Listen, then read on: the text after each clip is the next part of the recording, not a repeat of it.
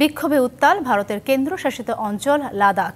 পূর্ণ রাজ্যের মর্যাদা, 2টি সংসদীয় আসন আর বেকারত্ব দূর করার দাবিতে আন্দোলনে নেমেছেন শিক্ষাবিদ সোনম ওয়াংচুক, যাকে নিয়ে নির্মিত হয়েছিল 3 ইডিয়টের মতো জনপ্রিয় সিনেমা। তার হাত ধরে রাজপথে নেমেছেন জেনজিরা। তীব্র হচ্ছে বিক্ষোভ, ঝরছে রক্ত।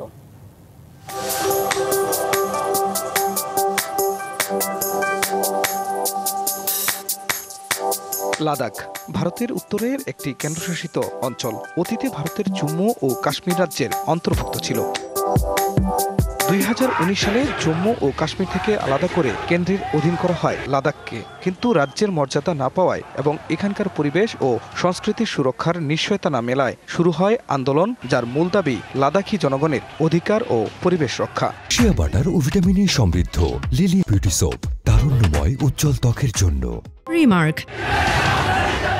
তরুণদের এই আন্দোলনে যোগ হয়েছে লাদাখকে পূর্ণ রাজ্যের মর্যাদা, 2টি সংসদীয় আসন দেয়া আর বেকারত্ব দূর করা।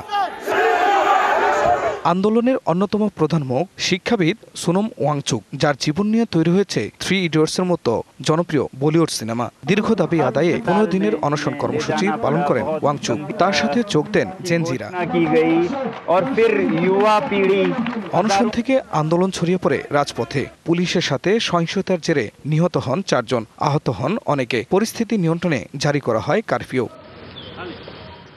লেহ এপেক্স বডির যুব শাখা এই বিক্ষোভের ডাক দিয়েছিল। এর আগে 2024 সালেও 4 দফা দাবিতে লাদাখের মানুষ রাস্তায় নেমেছিল। খান মোহাম্মদ মুকুল, ডিবিসি নিউজ ডেস্ক।